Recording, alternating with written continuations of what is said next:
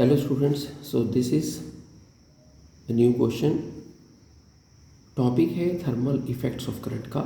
ये question number 12 भी है बुक एच.सी. वर्मा से। क्वेश्चन में क्या गिवन है आप देख सकते हैं। एक सेल है, रेजिस्टेंसीज हैं, आप देख सकते हैं 2 ओम हमारे पास एक कैलोरी मीटर के अंदर डिप्ड है। क्वेश्चन में कहा गया है कि थर्मल कैपेसिटी कैलोरी मीटर और वाटर की कंबाइंड करके अगर 2000 जूल पर केल्विन है, what will be the rising temperature in 15 minutes.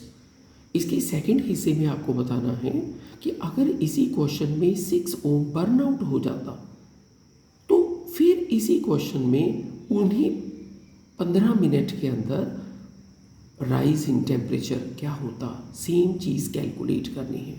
आओ इसमें से पहले फर्स्ट पॉइंट को कैलकुलेट करते हैं।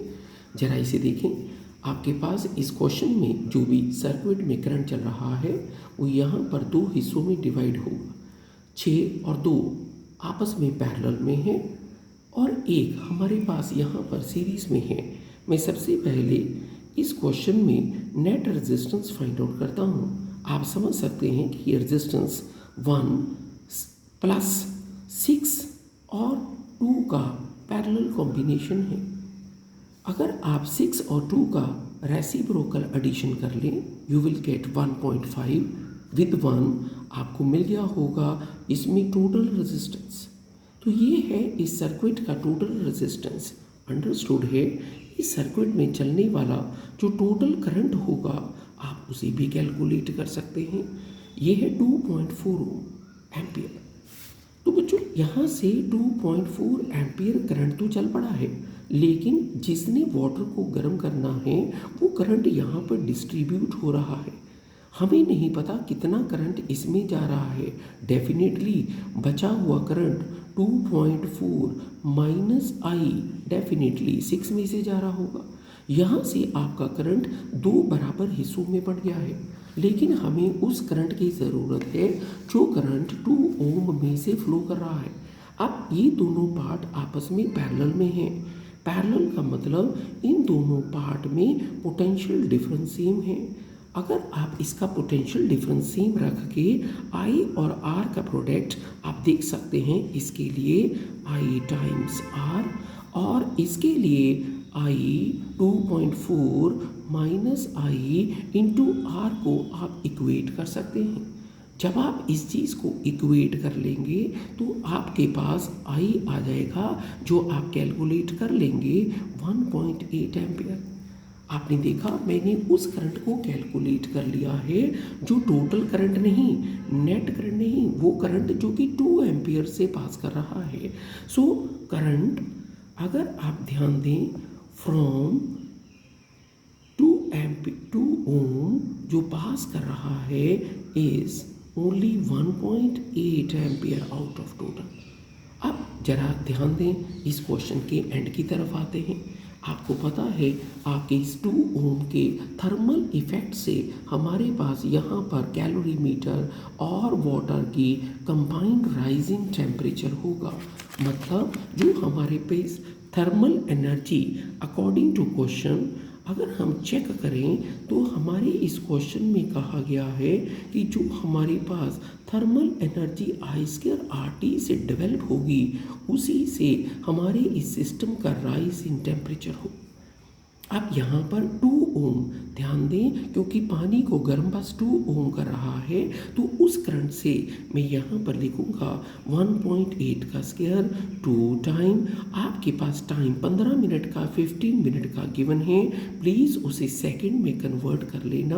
आपको थर्मल कैपेसिटी जो कि मास और स्पेसिफिक हीट का कंबाइंड इफेक्ट है वो 2000 गिवन है।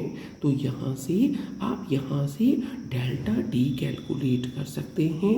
You will get the first one 1.8 का square into 2 into 900 divided by 2000 and you will get the rise in temperature of nearly 2.9 degree Celsius. बच्चों ये इसका फर्स्ट पार्ट है। अब जरा इसी क्वेश्चन को दोबारा देखें। इसी क्वेश्चन के सेकंड हिस्से में कहा गया कि मान लो इस क्वेश्चन के अंदर आपके पास 6 ओम वाली रेजिस्टेंस बर्न आउट हो जाती है।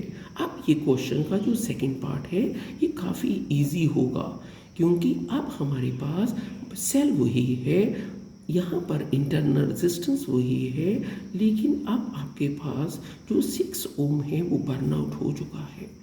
मतलब जो भी हमारे पास अब करंट है वो यहाँ से फिर सिस्टम को गर्म करेगा, फिर 2 ओम वाली रेजिस्टेंस हमारी सिस्टम को हीट अप करेगी। लेकिन इस बार नेट रेजिस्टेंस सर्किट की डिफ़िकल्ट नहीं है, क्योंकि वो तो दिख रही है 3 ओम। इस सर्किट में नेट करंट भी आपको दिख रहा होगा, ये है 6 divided by 3 that is 2 ampere. और गौर करें ये वही 2 एम्पियर है जो इस बार कहीं डिवाइड नहीं हो रहा है, इस बार वो 2 ओम में से वही करंट पास होगा। मतलब अब हम कैलकुलेशन के लिए 2 ओम का एम्पियर का करंट जो 2 ओम से ही फ्लो कर रहा है, हम उसके लिए क्वेश्चन का सेकंड पार्ट अप्लाई करेंगे।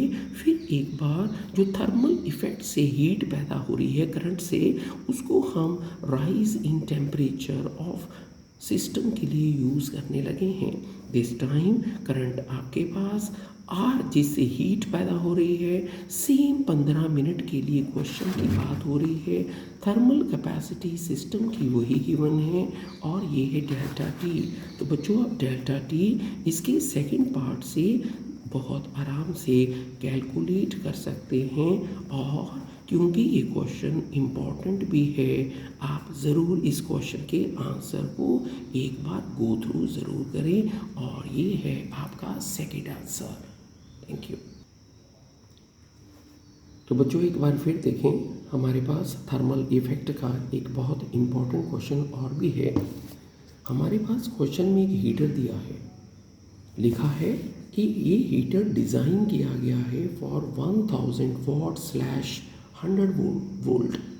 मतलब ये 1000 वॉट आपको प्रोवाइड करेगा जब इसे 100 वोल्ट मिलेगी। लेकिन हुआ क्या, उस हीटर के साथ आर लगाया गया, 10 ओम लगाए गए, 100 वोल्ट लगाए गए, और हीटर ने एक्चुअल पावर देने की बजाय 62.5 वॉट देनी शुरू कर दी। इसका मतलब है ये हीटर जो कि 1000 वॉट तब देता अगर उसे 100 वोल्ट मिलते, लेकिन उसको अगर 62.5 वॉट वो दे रहा है, उससे ऑपरेट हो रहा है, इसका मतलब उसे 100 वोल्ट नहीं मिले हैं।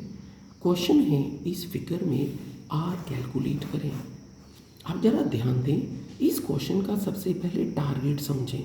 इस क्वेश्चन में आपको आर कैलकुलेट करना है। अब रेजिस्टेंस कैलकुलेट करने के लिए मैं यहाँ पर हमारे पास जो आर है उसको कैलकुलेट करने के लिए 2 चीज़ें ढूंढूंगा, एक आर को मिला हुआ पोटेंशियल डिफरेंस और एक आर में से मिलने वाला करंट। अगर मैंने इस रेजिस्टेंस में से पोटेंशियल डिफरेंस ढूंढ लिया, करंट ढूंढ लिया, तो हम ओम्स लॉ लगाकर इस कैपिटल आर को कैलकुलेट कर लेंगे। So let's start with the story. सबसे पहले हम किसी भी डिवाइस की उसकी ऑपरेट वैल्यू से, उसकी डिज़ाइंड वैल्यू से रेजिस्टेंस निकाल सकते हैं, क्योंकि रेजिस्टेंस जो है वो अप्लाइड वोल्टेजेस पर, करंट्स पर डिपेंड नहीं कर रही है। इसीलिए मैं फार्मूला यूज़ कर रहा हूँ। सबसे पहले आपके हीटर का रेजिस्टेंस फाइंड आउट करने के लिए आपको पता है हमारे पास ऑपरेटेड डिज़ाइंड वोल्टेज 100 गिवन है और 1000 की पावर गिवन है, और आपको पता है मैं यहाँ से सबसे पहले हीटर की रेजिस्टेंस निकाल रहा हूँ। तो ये हीटर की रेजिस्टेंस मिली है मेरे को। लेकिन अब हुआ क्या, हीटर की चाहे रेजिस्टेंस यही है, लेकिन क्वेश्चन के अकॉर्डिंगली जो पावर वो ऑपरेट कर रहा है वो 62.5 है। अब हम चलते हैं एक्चुअल में। अब मैं फिर इसी कहानी को यूज़ कर रहा हूँ। मेरे इस क्वेश्चन में एक्चुअल पावर जो हीटर को मिल रही है वो है 62.5। एक्चुअल वोल्टेज हीटर को क्या मिल रही है ढूंढ लेते हैं, और रेजिस्टेंस तो आप कहीं से भी निकाल लें, क्योंकि हीटर की रेजिस्टेंस चाहे आप डिज़ाइंड वैल्यू से निकालें चाहे कहीं से भी निकालें। अगर आप यहाँ से समझ चुके हैं तो आपके पास हीटर को मिलने वाली वोल्टेज की वैल्यू 25 वोल्ट मिल गई है। तो बच्चों इसका मतलब है हमारे इस हीटर को जो 62.5 वॉट दे रहा है उसको 100 तो कम से कम नहीं मिल रही, क्योंकि 100 मिलती तो वो 1000 वॉट देता। इसका मतलब है उसे 25 वोल्ट मिल रही है। इसका मतलब हीटर की ये वोल्टेज 25 है। लेकिन अगर हम पैरेलल सर्किट की बात करें तो आप देख सकते हैं अगर उसकी वोल्टेज 25 है तो मैं इसकी भी तो 25 लिख लूँगा, क्योंकि पैरेलल में। आप जरा ध्यान दें, हीटर अगर 25 की वोल्टेज ले रहा है, 100 वोल्ट वहाँ से डिज़ाइंड है, तो मेरे ख्याल में आपको दूसरी चीज़ भी पता लग गई होगी कि इसको मिलने वाली वोल्टेज 75। बच्चों 100 का आपके पास सप्लाई है, 25 ये वोल्ट ले रहा है जिससे वो 62.5 वॉट दे रहा है। डेफिनेटली जो बाकी वोल्टेज है इसके पास है, इसकी वोल्टेज तो इसलिए सेम है क्योंकि ये पैरेलल में है। तो बच्चों आपने रेजिस्टेंस भी निकाल ली है हीटर की जिसका नाम 10 ओम है, और आपने ये भी कर लिया। अब अगली बात करते हैं। हमारे इस क्वेश्चन में जब आपको पता चल गया कि आपके पास 10 ओम को 75 वोल्ट मिली है तो अपना ध्यान जरा यहाँ लगाएं। क्यों ना मैं इस सर्किट में 75 वोल्ट जो 10 ओम को मिली है मैं यहाँ से करंट निकालूं। तो ये है करंट फ्रॉम 10 ओम।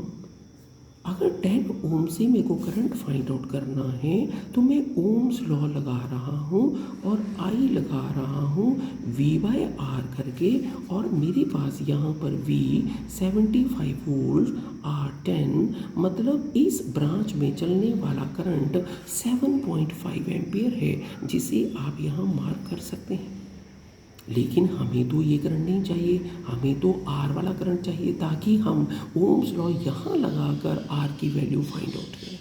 अब यहाँ पर दूसरी बात आती है कि आओ हीटर से चेक करते हैं कि हमारे पास हीटर में करंट कितना है। तो बच्चों आओ इस चीज़ को यहाँ से भी करते हैं। बच्चों बताएं, अगर हम हीटर के कंसेप्ट पे चलें तो करंट फ्रॉम हीटर भी चेक कर लें, क्योंकि हीटर के भी सारे एनालिसिस तैयार हैं। तो मैं हीटर का भी करंट चेक करने लगा हूँ। बच्चों बताना हीटर को कितनी वोल्ट मिल रही है 25। हीटर की रेजिस्टेंस क्या है, तो मैं हीटर से गुजरने वाला करंट भी कैलकुलेट करने लगा हूँ। 25 डिवाइडेड बाई 10 इसे 2.5। अब जरा इस क्वेश्चन को एंड की तरफ आते हैं। 7.5 यहाँ से चल रहा है, इसमें से हीटर जो है वो 2.5 एम्पियर ले रहा है, आपने चेक किया।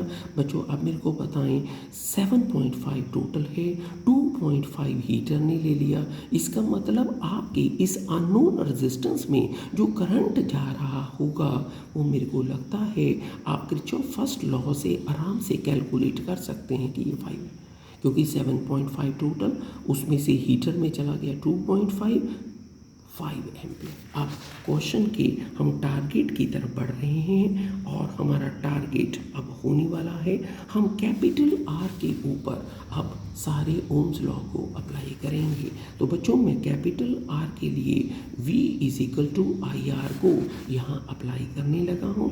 कैपिटल आर को मिलने वाली वोल्टेज 25 है, कैपिटल आर में से गुजरने वाले करंट का नाम 5 है, और कैपिटल आर मेरे को ढूंढना है। यहाँ से आपको बड़ी आसानी से रेजिस्टेंस की वैल्यू मिल जाएगी, ये है 5 ओम। इसका मतलब इस फिगर में दिखाया गया ये आर जो है वो 5 ओम का है। Thank you.